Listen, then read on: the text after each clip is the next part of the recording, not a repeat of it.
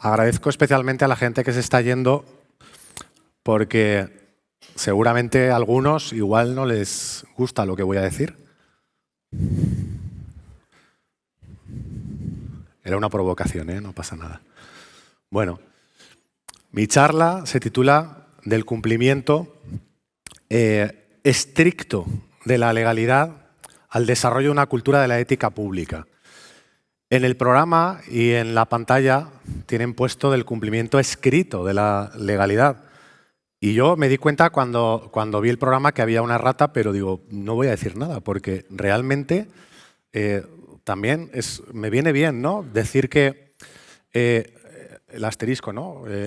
Estricto. Había una errata, bueno, en el programa, si lo tienen delante, verán que pone escrito. Y es verdad que lo que voy a explicar es un poco intangible. La integridad pública son valores. Entonces, quizá a veces el cumplimiento de la legalidad se basa demasiado en vestir el santo, en cubrir el expediente en el sentido estricto, ¿no? En este caso sí. Y eso es algo escrito. Los valores no son algo escrito. Los valores es algo que lleva uno dentro, ¿no? Entonces, pues bueno, esta errata es un poco curiosa porque el cumplimiento estricto de la legalidad casi que se parece mucho al cumplimiento escrito de la legalidad, y a donde vamos a intentar explicar que hay que ir es al desarrollo de una cultura de la ética pública, que como se puede ya inferir va más allá del cumplimiento estricto y escrito de la legalidad, que sería como un cumplimiento muy formal, ¿no? Como muy bien ha dicho Miguel en la presentación, hoy, me ha hecho gracia lo de hoy, igual mañana soy otra cosa, ¿eh? Pero hoy soy el director de Prevención, Formación y Documentación de la Agencia Valenciana Antifraude. Esta mañana la Agencia Valenciana Antifraude también ha tenido una mesa que luego entiendo que se va a publicar también los vídeos, y les invito también a que vean esa mesa para conocer mejor lo que hacemos en la Agencia Valenciana Antifraude, de la cual en este momento pues, tengo el honor de ser el responsable de esta parte. Y la parte de prevención y formación y documentación, que son como tres patas de la misma mesa, tiene que ver pues, con una serie de mensajes que intentamos explicar para influir en el desarrollo precisamente de esa cultura de la ética pública. Y en un mundo ideal, si la prevención del fraude y de la corrupción fuera un 100% eficaz, la corrupción sería del 0%, con lo cual habría 0 casos de corrupción.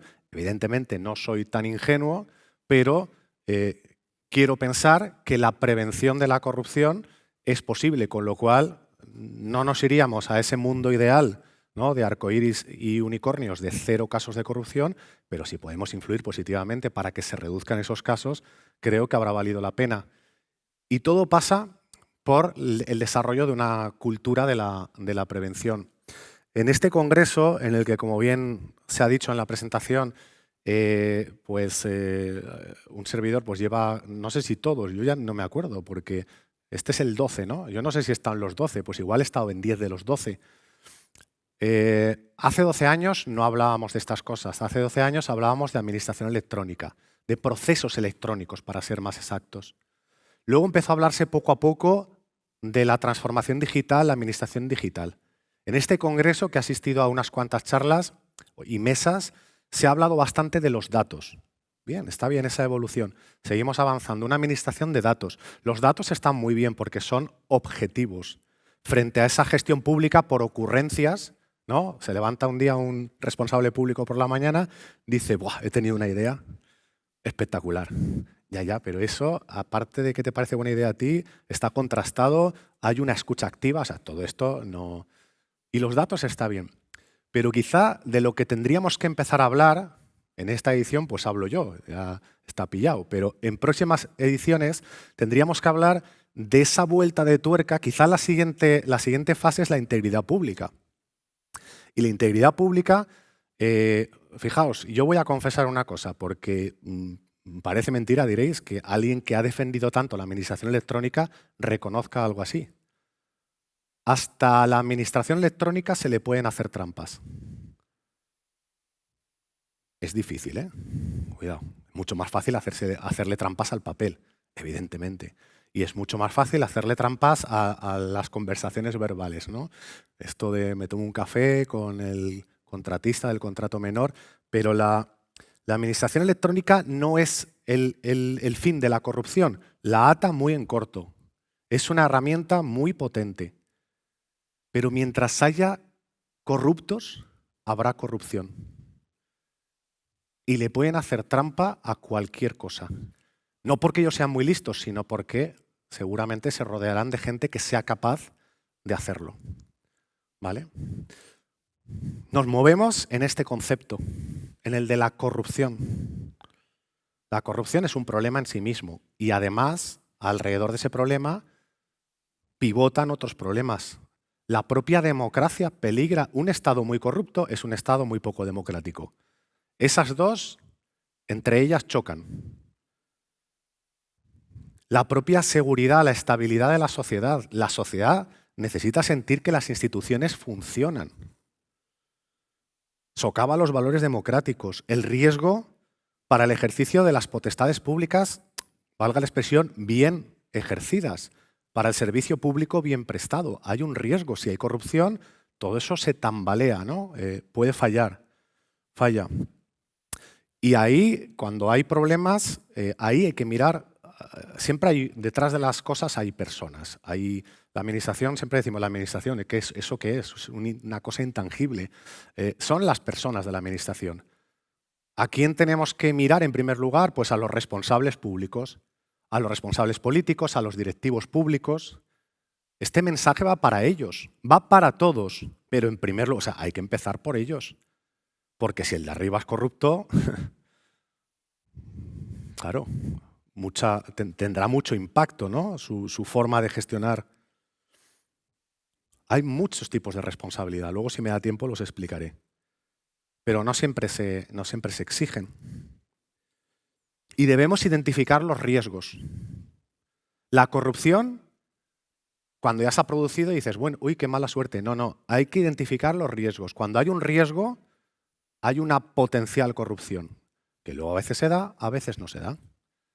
Pero hay que poner la red flag que decimos ahora, o bandera roja, alerta roja, alarma, como queráis, hay que ponerla en un lugar en el que no se normalicen determinadas conductas. Y ahí es donde aterrizamos en la ética. Tenemos datos. Año pasado, pues aunque estamos en diciembre del 22, nos vamos a 2021, pero es que da lo mismo. Esto lo ha hecho Transparencia Internacional, no lo he hecho yo, son datos reales. Doy solo alguno, el 2% pagaron o reconocieron pagar un soborno para acceder a servicios públicos. Esto es en el ámbito de la contratación, evidentemente. Luego, 40%, que me parece una barbaridad, utilizaron contactos personales para acceder a servicios públicos.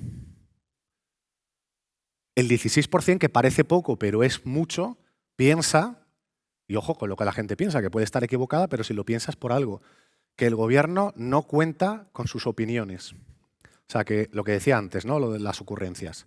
Y luego un bastante vergonzoso 64% piensa que el gobierno está influenciado por intereses privados de unos pocos. Pero es que eso es a nivel de Europa. A nivel de España, esas cifras todas son peores. Y en concreto, por ejemplo, el 64 sería un 67. Que dices, bueno, estamos en la media, hombre, ya, pero la media y un poco peor. Y la media es bastante mala. Y hablamos de Europa, donde hay países que bajan mucho la media y otros que la suben mucho, ¿no? Esta es un poco la diapositiva central de mi exposición. Porque claro, a mí me gustaría, vamos a lo que está fuera del círculo, a mí me gustaría que tuviéramos claro que hay que manejarse fuera de este círculo. Evidentemente, lo más gordo, lo más grave es el centro. Hombre, si gestionamos de tal manera que nuestra gestión, nuestras acciones o actuaciones directamente son un delito tipificado en el Código Penal, pues evidentemente eso, no sé, peor que eso no hay nada. Podría ser una infracción legal, pero no del Código Penal. Podría ser, evidentemente, una infracción administrativa. Seguimos en el círculo central y eso muy mal también. Muy mal. O sea, no, que nadie saque pecho de un poco mejor, ¿no? No, no. De hecho, y es un poco lamentable, ¿no? Muchos responsables públicos investigados y finalmente condenados, perdón, y finalmente no condenados, salen del juzgado con la sentencia absolutoria, que se hacen hasta fotos con la sentencia y dicen, ¿veis? Si soy inocente. O sea, porque tengas una sentencia absolutoria, de repente, ¿qué eres? ¿La Madre Teresa de Calcuta? Afortunadamente vivimos en un Estado de derecho, social y democrático de derecho, que para que te condenen, en principio, la justicia tendrá sus fallos, pero en principio es porque se ha demostrado más allá de toda duda que eres culpable. Luego, no presumas porque a lo mejor, como mínimo, estás en el segundo círculo, que es el de la corrupción. Porque del mismo modo que hay delitos de corrupción, no existe un delito que se llame corrupción, pero sí existe la prevaricación, el cohecho, la malversación de fondos. Pero podría ser que no estuvieras dentro de las conductas tipificadas y la gestión sea manifiestamente corrupta. Cuando el dinero público no va a donde tiene que ir, podría haber corrupción. Luego veremos también la diferencia entre fraude y corrupción. Podría haber corrupción cuando además hay una especie de voluntad, lo que también en derecho llamamos dolo, o sea, hecho adrede, para entendernos. Y además un ánimo de lucro, que es lo de llevárselo calentito. Y eso no siempre es un delito, pero desde luego, si pasa eso, es corrupción. Y eso es también horrible. El segundo círculo es malísimo. El fraude, pues no voy a decir que sea algo bueno, hombre, es un poco mejor, pero el fraude, el dinero público tampoco acaba donde tiene que acabar. A lo mejor nadie se lo lleva o se lo quiere llevar, pero cuando, por ejemplo, sobrepagamos el coste de un servicio, cuando nos está costando ejecutar el presupuesto o no lo ejecutamos o gestionamos de una manera responsablemente inadecuada, a nosotros no nos pagan el sueldo por hacer las cosas mal. Es que, aunque no cometas ninguna infracción administrativa, por supuesto no penal, no administrativa, no te llevas dinero, no tienes mala fe de nada, pero eso le puede costar millones de euros a la ciudadanía. Pues eso es fraude, eso es fraude. Menos grave que el fraude, esas malas prácticas, irregularidades, quizás sería la palabra, ineficiencia. Como cuando yo fui una vez se dice el pecado, pero no el pecador, ¿no? Tenía que ir a un congreso en un sitio lejos de mi residencia, se tenía que ir en avión. Me dijeron, para tal día, no sé qué, no sé cuántos, y dije, bueno, en principio lo tengo bien. Y enseguida, yo es que soy muy de mirar, ¿no? Y de informarme, enseguida miré los aviones. Digo, ¿qué viene? El avión para esa fecha ahora mismo está a 8 euros, con tanta antelación. Y entonces yo, porque me duele que se despilfarre 1 euro de dinero público, llamé. Y dije, si lo sacáis ahora, mi billete vale 8 euros. Y me dijeron, ¿pero qué dice usted? ¿Cómo vamos a sacar el billete? Que eso lo tiene que hacer, esos son 2 o 3 procedimientos. Y uno de ellos, el más gordo, es el ADOP, no sé si lo conocéis, la gestión del gasto. Autorización, disposición, compromiso, ¿no? Reconocimiento de la obligación y pago. Y eso tiene que, claro, y yo dije, ya, pero como yo es que voy a lo práctico, como los vuelos van subiendo, cuando lo vayáis a sacar, en lugar de 8 valdrá 108, no sé, o mucho más.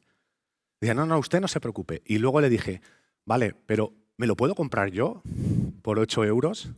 Y así no tienen que hacer todo eso. Y dice, no, mucho peor todavía. Porque claro, hablé con un funcionario digamos, de la escala administrativa. Dice, como se entere mi jefe o como se entere en intervención de que le he hecho a un ponente pagarse su billete, me matan.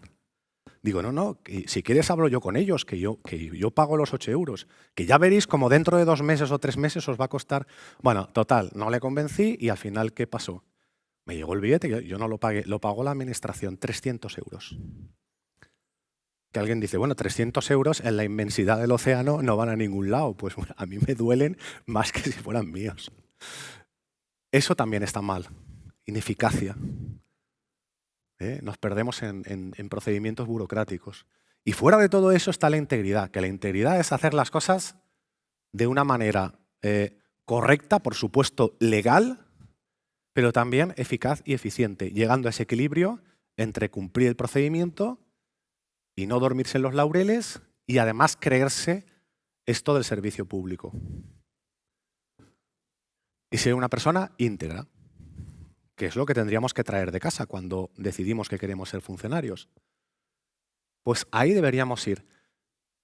Aunque funcione mal el sistema, aunque haya un problema con la administración electrónica o haya un problema con cualquier procedimiento, protocolo, servicio, la integridad va a solucionar todos los problemas. La integridad va a solucionar todos los problemas. Y que nadie me diga que es íntegro solo porque tiene buena intención. Porque si tienes buena intención y metes la pata siempre, pues tu integridad nos sale cara. Entonces hay que ser también un poco competente. ¿Vale? Pues es un poco el modelo que defendemos. ¿Vale? ¿Dónde hay que poner el punto de mira? En los riesgos. Los voy a decir muy deprisa, porque cada uno de ellos me daría para una conferencia. Los riesgos son esto que he dicho, las red flags. O sea, cuando detectamos un riesgo, ahí hay que mosquearse ya. Porque ese riesgo, en el peor de los casos, se convierte en uno de los circulitos. Y en el peor, en el centro, que es el delito, ¿no? ¿Qué es lo que tenemos que mirar, por tanto? Pues tipos de riesgos. Primero, riesgo por inadecuada gestión del conflicto de interés. Un concepto todavía que estamos introduciendo, poco conocido. La gente se ha quedado con la recusación, la abstención, las prohibiciones de contratar, las incompatibilidades. No, esto es como todo a la vez y un poco más. Cuando hay un conflicto de interés o aparente conflicto de interés, hay un riesgo. Que nadie te dice que luego la persona que está incursa en conflicto de interés vaya a actuar de una manera ilegal o irregular. Pero, por si acaso, hay que verlo. Y luego, pues a lo mejor sí acaba pasando algo que no tiene que pasar. Pero es, vamos a decir, la nueva incompatibilidad o la nueva recusación y abstención. El riesgo por obsolescencia legal y tecnológica. Bueno, esto en este congreso no tengo que explicarlo. Las organizaciones que van más atrasadas en el proceso de transformación digital funcionan peor. Esto es un hecho. O sea, así de claro. ¿Y cuántas veces se han perdido papeles o se han quemado archivos enteros justo el día de antes que iba a haber una redada, ¿no? Una inspección, ¿no? Por parte de la policía o del juez. Se quema, el papel se quema. La administración electrónica en principio no se quema, ¿no? Y hay siempre archivos de seguridad. Eso es un riesgo como una catedral. Allí donde no está implantada o está en una fase muy incipiente, riesgo de corrupción. Riesgo por sobre o infrarrepresentación. Ayuntamientos o administraciones en general casi dictatoriales, riesgo. Administraciones en las que se pasan de frenada con la participación ciudadana. Yo sé que esto a alguno no le gustará, pero eso es un riesgo también. Hay ayuntamientos donde el presupuesto municipal lo hace el club de fútbol. Abres el proceso de participación, imaginaos 10.000 habitantes. De los 10.000 habitantes, 9.900 no se enteran. Y los 4 que participan, pues barren para casa normal. Quiero decir que esto son ideas que dejo apuntadas, no me da tiempo de desarrollarlas, es un riesgo. Riesgo, otro, por confusión de funciones de los cargos de confianza con las reservadas a los funcionarios. Yo lo he vivido. De repente hay un cambio de corporación en una administración grande, llegan todos los concejales que son nuevos y cada concejal lleva a su asesor y además hay puestos que en organizaciones grandes están, esto es legal, están reservados al personal eventual, pero personal eventual es una cosa y que al final, claro, tienes un staff ahí arriba entre políticos nuevos y personal eventual nuevo que cuando entra en juego en el proceso decisorio el primer funcionario ya casi no tiene nada que decir. Un directivo público es otra cosa. Y por cierto, ahí fuera tenéis el stand de la Asociación de Directivos Públicos a la cual pertenezco, y los directivos públicos lo que defendemos es que sean profesionales, ¿vale? Pero cuando se solapan esos dos conceptos, cargo de confianza y funcionario, alto funcionario, directivo público, peligro. Riesgo, otro, por ocultación de información relevante en la toma de decisiones. Esta es muy fácil de entender. La opacidad es un riesgo como una casa. Cuando incluso internamente te enteras en el último momento de, o yo qué sé, o no puedes ver el presupuesto, cosas así, pues eso ahí piensa mal y acertarás. La falta de transparencia es un riesgo para la corrupción. Riesgos derivados de la falta de planificación. ¿La planificación es importante? Sí. ¿La planificación lo es todo? No. Yo soy muy partidario de la planificación estratégica, pero casi que soy más partidario de la estrategia. ¿Por qué? Porque de repente viene una pandemia y te lo pone lo de abajo arriba, lo de arriba abajo y le da la vuelta. Pero hay que tener un hilo conductor. Una planificación estratégica que coincida o no con la legislatura. Porque aquí hay cosas que son a más largo plazo que 8 años, pero al mismo que 4 años, perdón, pero al mismo tiempo se producen acontecimientos que nos van redefiniendo la estrategia. Pero instrumentos de planificación hay que tener. Si no, se convierte, como dice mi amiga Magda Lorente, en el método, ¿no? Lo contrario de la planificación, ella dice que es el método ASM. Y siempre hay alguien que le pregunta, ¿qué es el método ASM? Dice, asalto de mata. Pero asalto de mata no se puede gestionar. Asalto de mata es pues, un riesgo, como acabamos de definirlo. Riesgos por posible litigiosidad o responsabilidad patrimonial. ¿Administraciones con un alto índice de litigiosidad? Pues hombre, es faena para los letrados, pero cuando siempre te están llevando a juicio, es que alguna vez tendrán razón, ¿no? Es que no estás haciendo las cosas bien. La responsabilidad patrimonial es que pasan cosas por culpa de la administración. Aunque es verdad que el sistema que establece la Constitución y la normativa es de una responsabilidad objetiva muy amplia. Pero bueno, procesos de estos, tener muchos no es buena señal. ¿Vale? Ya estamos acabando. Por tanto, el último sería riesgo en la determinación de las retribuciones, dietas y asistencias de los cargos electos. ¿Una dieta cuánto tiene que ser? ¿Mucho? ¿Poco? ¿Regular? ¿Algo? ¿Nada? Las retribuciones de... ¿El presidente del gobierno tiene que cobrar mucho? Va, os dejo que me contestéis. Pues sí, ¿quién ha dicho que sí? Bien. Alguien dirá, ¿qué escándalo? ¿Qué escándalo? No, lo que tiene que hacer es no robar, pero ¿cómo no va a cobrar mucho una persona con esa responsabilidad? Tenemos que empezar a normalizar que las cosas pues tienen que ser, digamos, acorde a la responsabilidad y a la dificultad. Igual que un alto funcionario debe cobrar mucho. Eso sí, con lo que cobra debería conformarse. Pues todos estos son los riesgos. Luego, además, habría riesgos por áreas. Las áreas, esto es un poco centrado en un ayuntamiento, pero podría ser extrapolable. ¿Dónde encontramos los casos luego? A la postre, ¿dónde los encontramos? Los casos de corrupción. Pues en estas áreas, contratación, subvenciones, función pública, urbanismo, presupuestario. Y es un círculo vicioso, nunca mejor dicho, porque es de vicio, y ahí pues el 99% está ahí. Y el 1% pues estará, pero vamos, básicamente la corrupción está ahí. Luego, muy deprisa, ¿no? Porque ya veo aquí a Miguel, los marcos de integridad. Sería los marcos de integridad, 2 puntos o casi barra planes de integridad. Esto es una cosa que tiene que ver también con la planificación, o sea, es un método, una metodología y una manera de funcionar. Ahí entran varios ítems, también un círculo, en este caso virtuoso, la implicación de los órganos de gobierno, información a todos los niveles, tener canales de denuncias, hacer un autodiagnóstico, la foto fija, ¿no? la autoevaluación de riesgos, tener código ético de conducta, establecer medidas de detección y prevención de los conflictos de interés y un sistema de control interno. Y todo a la vez. Luego hay dentro del plan del Estado, ¿no? De Gobierno Abierto de España 2020-2024, que en teoría estamos justo, ¿no? En mitad, pues esto forma parte del plan, ¿no? Es un ítem, los sistemas preventivos de integridad pública. Y ahí entraría muchas de las cosas que hemos dicho, o todo lo que hemos dicho, ¿no?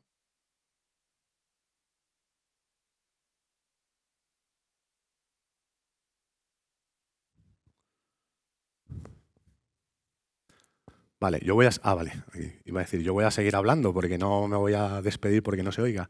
Vale, y ya termino, ¿no? Esto ya me quedan pocas diapositivas. Esto es el sistema de responsabilidad, muy rápidamente, y además lo sabéis. ¿Por dónde nos pueden engatillar? Pues por muchos sitios, ¿no? Por la vía penal, la administrativa, la laboral, la civil, la contable. Los funcionarios, además, responsabilidad disciplinaria. Y no existe la responsabilidad cero. A mí, cuando alguien me dice, es que yo soy auxiliar administrativo, como no tengo responsabilidad, qué bien que no tengo responsabilidad. No, sí que tiene responsabilidad, todos tenemos responsabilidad. Una persona adulta tiene responsabilidad, todos los días se levanta y tiene que conducir de forma responsable, actuar de forma responsable, todos tenemos responsabilidad. Luego, no existe la responsabilidad cero. Todo el mundo debería tener interiorizados estos valores. Bueno, luego saber que esto viene de un marco internacional. Voy a decir dos cosas porque no me da tiempo de más de los Next Generation. Tenemos una convención de las Naciones Unidas tan antigua como de 2003, ratificada por España un poco más tarde, pero que está ratificada por España, publicada en el BOE, contra la corrupción, Convención de las Naciones Unidas contra la corrupción. Luego el documento de la OCDE, ¿no? De la integridad pública, y el plan de recuperación, transformación y resiliencia, que es donde ahora mismo algunos estamos, ¿no? Muy implicados. Y una orden a nivel interno, que es la 1030/2021, que se supone que los que estáis ahí metidos con el tema de los fondos os sabéis, ¿no? De memoria incluso, que es la que regula la gestión del plan de recuperación, transformación y resiliencia. Por cierto, que he puesto en negrita la palabra transformación porque es un poco el lema del Congreso, ¿no? Transformación cultural, digital, reto inaplazable en las administraciones públicas. Luego, el dinero que nos da Europa es para la transformación. En su contrario, no es para otra cosa.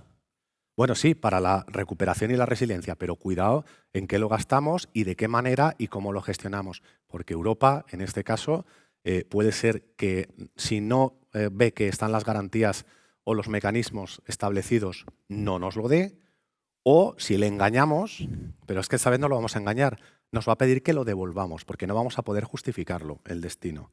Y eso va a ser muy serio. Si eso ocurre, va a ser muy serio. Entonces se acabó la picaresca. Y es un buen momento para explicar esto de la integridad, ¿no? Por eso, precisamente, porque la Unión Europea está diciendo no me hagáis trampas con los fondos Next Generation y con los fondos europeos, por eso y porque esta normativa y la orden ministerial, la 1030 que he citado, habla de los planes de medidas antifraude, esto hay que tenerlo sí o sí. Y no solo hay que tenerlo, hay que aplicarlo. Lo que decimos con el ciclo de antifraude, prevención, detección, corrección y persecución, pues bueno, lo que defendemos un poco es que ya que el Pisuerga pasa por Valladolid, no gestionemos únicamente o única y exclusivamente con este nivel de probidad los fondos que proceden de Europa. Vamos a gestionar de una manera íntegra, eficiente, responsable, no fraudulenta, legal, evidentemente, transparente, todos y cada uno de los fondos, es decir, hasta el último euro. Venga de Europa o no venga de Europa. ¿O tiene algún sentido que los fondos europeos los gestionemos con este nivel tan extraordinario de integridad? Claro, porque nos obligan. Y luego el resto del presupuesto lo sigamos gestionando de una manera, vamos a decir, dudosa.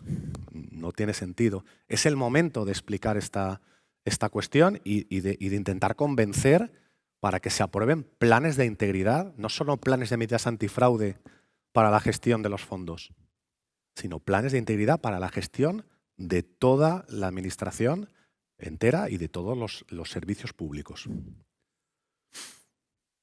Este es el lema del Congreso, ¿no? La transformación. Y con esto, pues, acabo. Muchas gracias. Gracias.